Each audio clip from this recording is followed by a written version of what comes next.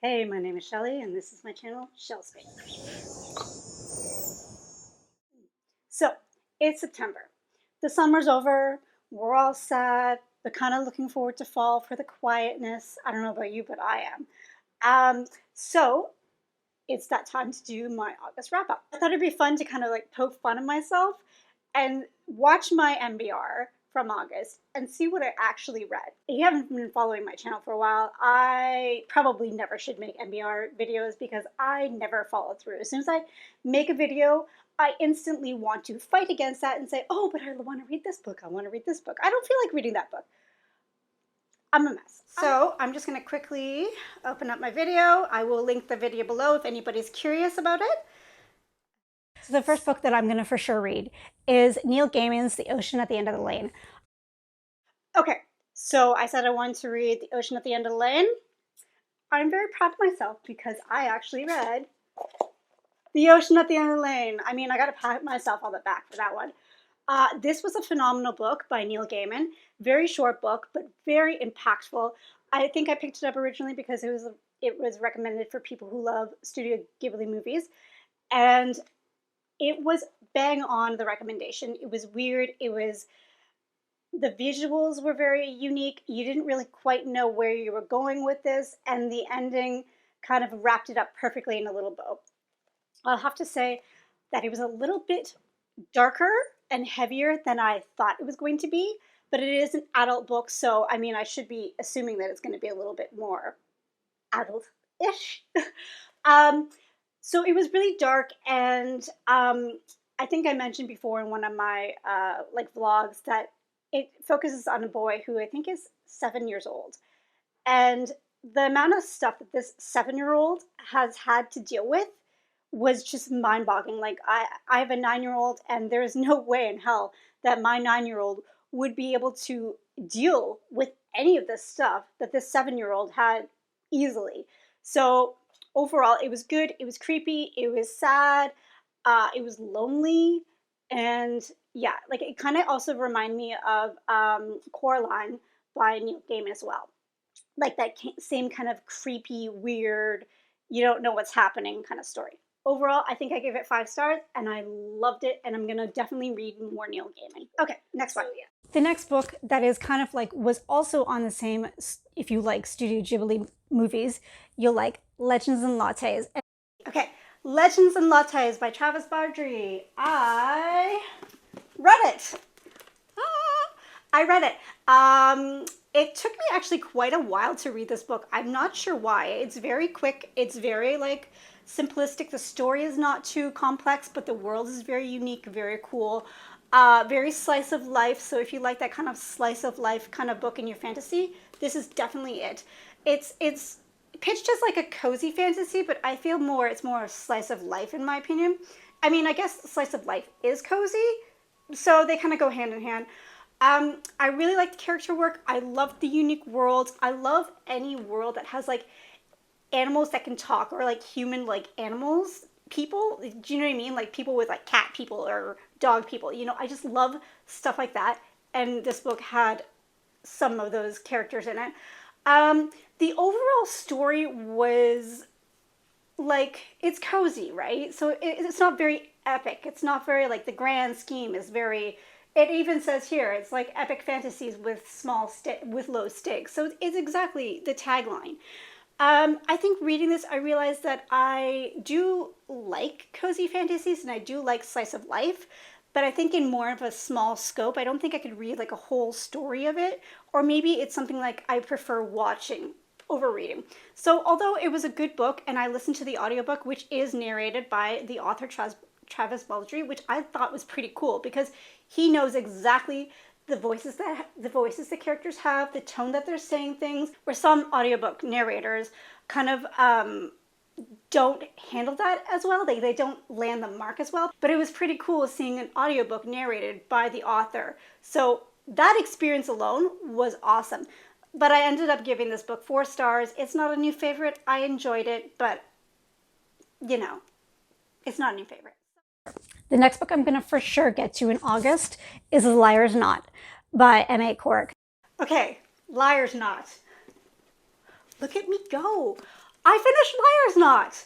I listened to the audiobook of this and I thought that the audiobook was fantastic. I found that when I read the physical book, I was kind of getting lost a little bit, and the audiobook kind of pulled it together. So if you do an immersion read, it's like the perfect experience for this book series.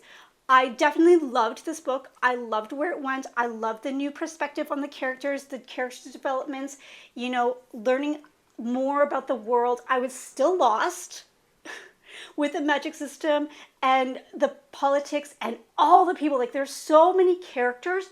Maybe if there was a character glossary, I would have been following a little bit better. But yeah, overall, I mean, I just kind of accepted the fact that I was a little lost and just kind of moved on.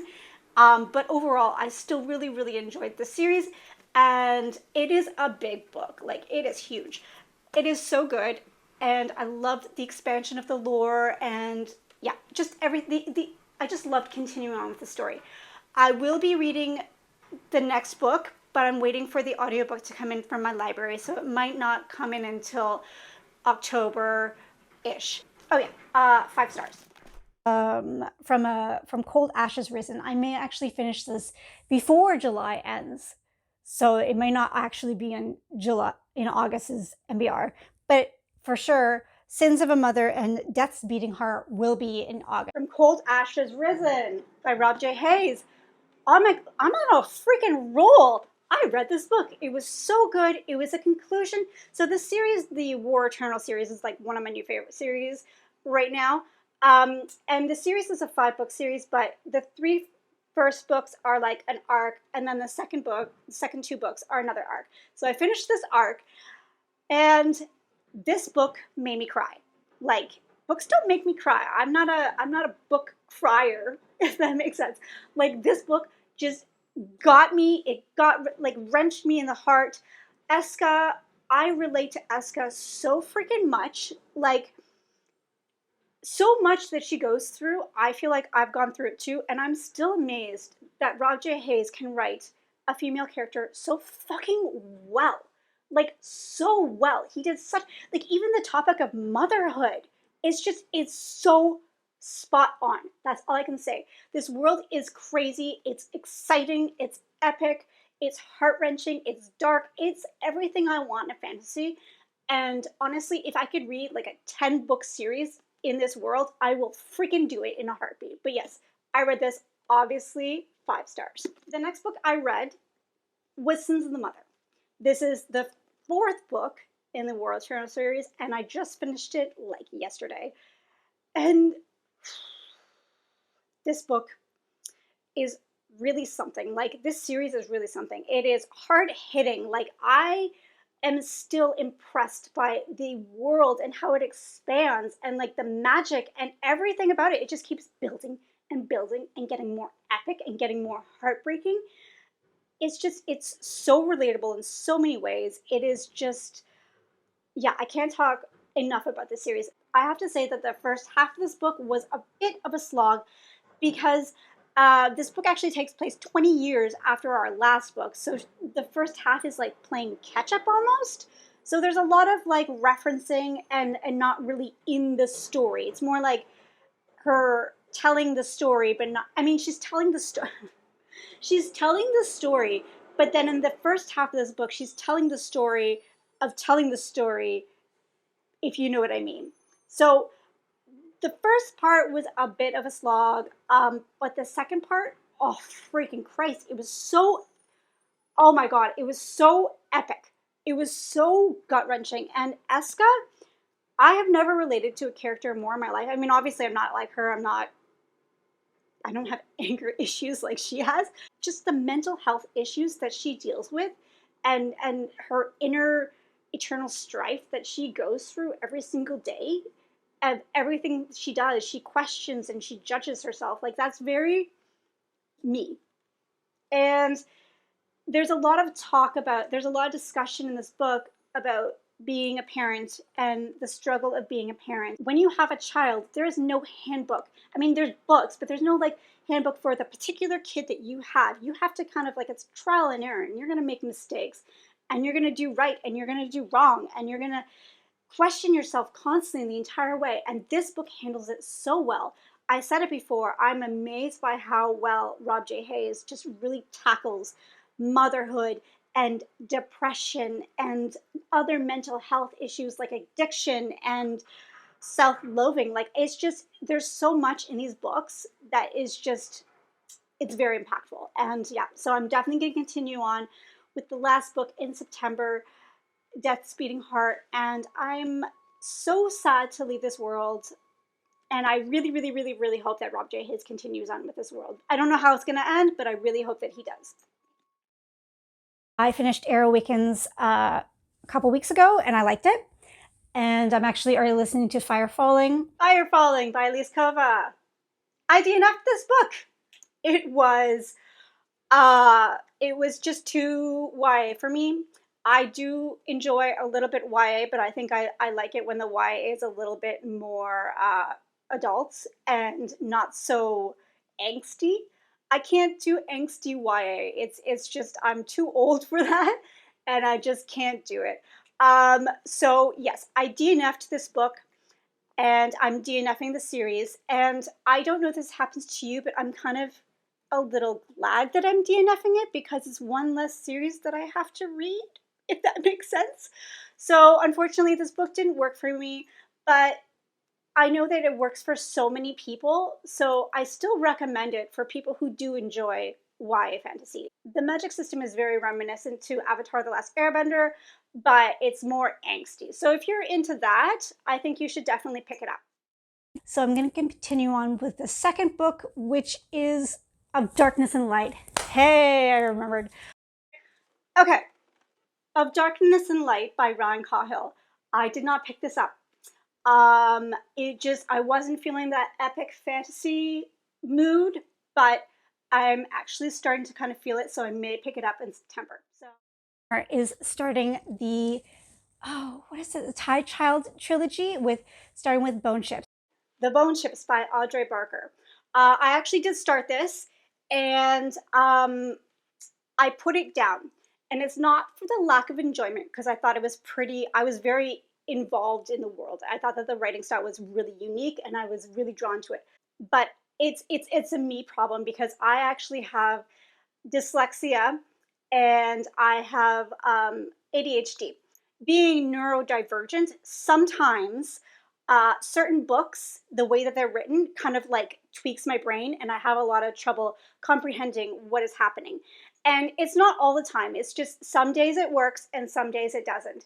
And I picked it up 3 times, and each different days, and I just couldn't get through it. There's just something that I couldn't soak in the information. So it's not for the lack of like enjoying the book, because I really wanted to enjoy the book. So I think I'm going to pick up the audiobook for The Bone Ships when I get more availability on Audible, because that's the only place that I can find it. So this is not, it's a soft DNF. The Shadows of What Was Lost by James Islington. The Shadow of What Was Lost by James Islington. I didn't even bother picking this up. It's just, like I said before, I wasn't feeling that epic fantasy. So I wasn't in the mood to start a new series. So I didn't pick that up. But I will eventually pick it up, hopefully by the end of the year. Current buddy read going on at Murphy's channel, and it is The Dark Water Daughter by H.M. Long. The Dark Water Daughter by M.H. Long. Yep, I didn't pick it up. I have no excuse. I just wasn't in the mood for it. I think it was the same kind of thing. Like, I didn't want to start a new series, especially since there's no other book to continue on. I kind of like starting series when there's like at least 2 books out. So if I like it, I can go on to the next one instantly, because I find if I start a book and then I wait a year or sometimes 2, I will forget everything about this book, and then I'll have to reread it again. So just to avoid reread, I may actually wait until the sequel is out, and then I'm going to pick it up. The next 2 are the maybes of the maybes. Like, I may get to them. The more likely one that I'm probably going to get to is Dark Age by Pierce Brown. This is like an ongoing joke right now. It's just like, see if I can add Dark Age to my MBR and see if I will actually pick it up. So I didn't pick it up. I didn't pick up Dark Age. I may pick it up in September. I'm not promising anything at this point. I have to be in the right mindset for it.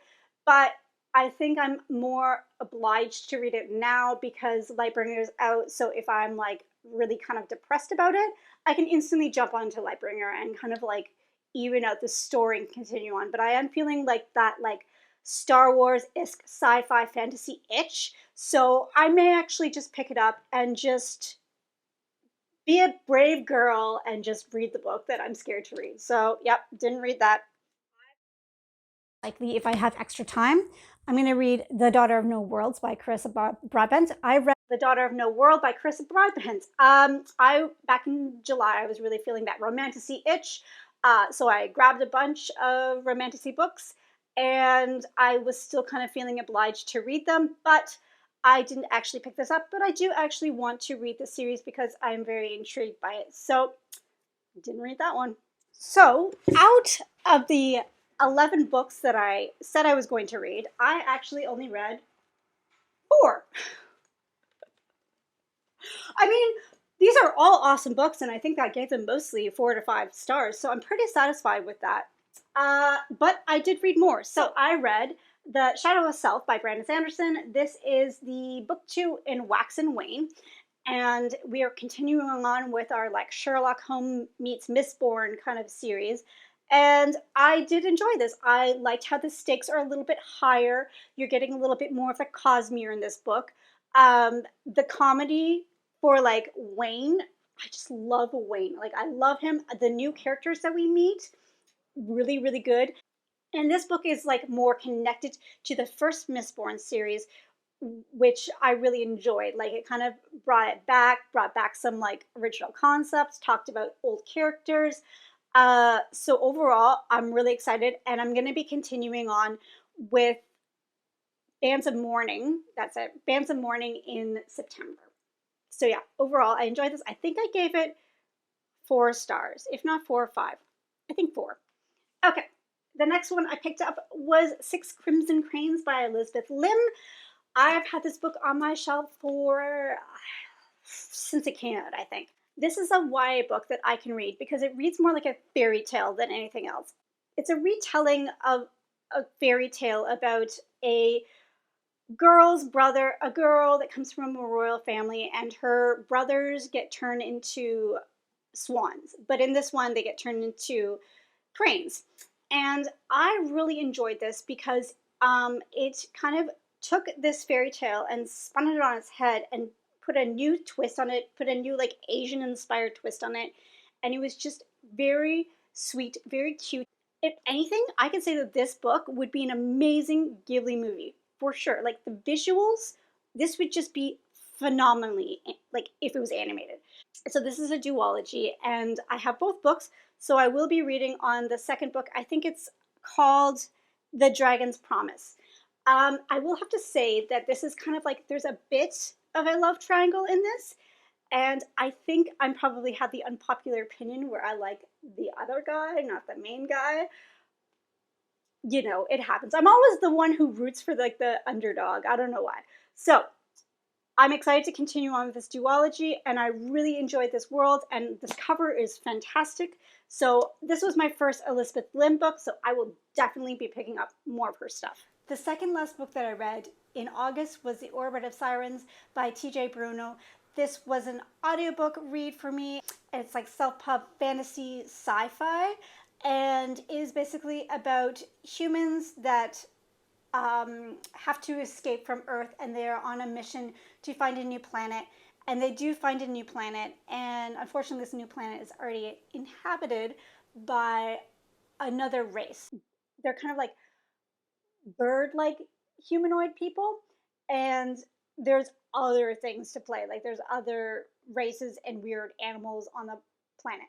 The thing is, though, this planet gives you like the humans can't breathe the planet, and when you breathe it, it gives you something called lung lock. So basically, you die from it.